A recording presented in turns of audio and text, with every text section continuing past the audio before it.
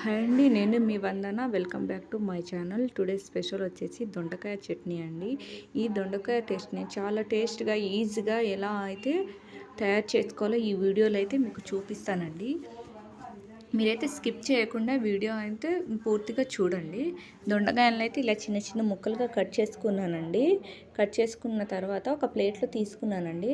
మనకి చట్నీకి కావాల్సిన ఐటమ్స్ అన్నిటిని నేను ఒక ప్లేట్లో అయితే తీసుకున్నానండి. ఎందుకంటే ఎప్పుడు ఏం వేయాలో ఆలోచన అవసరం లేకుండా తొందరగా వేసేయచ్చండి. 2 మినిట్స్లో రెడీ చేయొచ్చండి.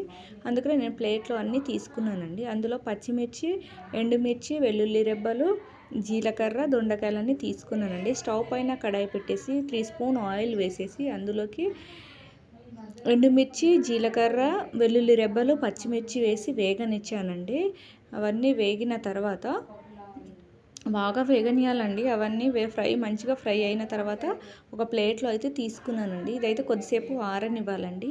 తర్వాత అదే బౌల్లోకి దొండకాయలను అయితే యాడ్ చేసుకున్నానండి. దొండకాయలు కూడా బాగా ఫ్రై అవ్వాలండి.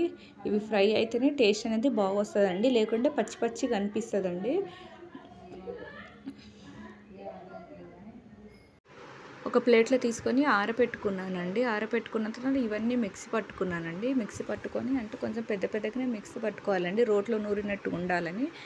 మళ్ళీ అదే కడాయిలో ఆయిల్ తీసుకొని అందులోకి ఎండుమిర్చి, కరివేపాకు, పసుపు వేసి కలిపానండి. కలిపిన తర్వాత అందులోకే పచ్చడి వేసి అందులోకే టేస్ట్ తగ్గట్టు సాల్ట్ వేసి కలుపుకున్నానండి. కలుపుకొని 1 మినిట్ తర్వాత పక్కన పెట్టుకొని స్టవ్ ఆఫ్ చేసుకున్నానండి. స్టవ్ ఆఫ్ చేసుకున్న తర్వాత నేను ఏ పచ్చడికైనా సరే నేను ఇలా పైనుండి అయితే ఆనియన్స్ యాడ్ చేసుకున్నానండి. అవి యాడ్ చేసుకుంటే టేస్ట్ అనేది చాలా బాగా వస్తుందండి. ఆనియన్స్ అండ్ కొత్తిమీర యాడ్ చేసుకున్నానండి. మీరు ఒకసారి ట్రై చేసి మీకు ఎలా వచ్చిందో కామెంట్ చేయండి, షేర్ చేయండి, లైక్ చేయండి.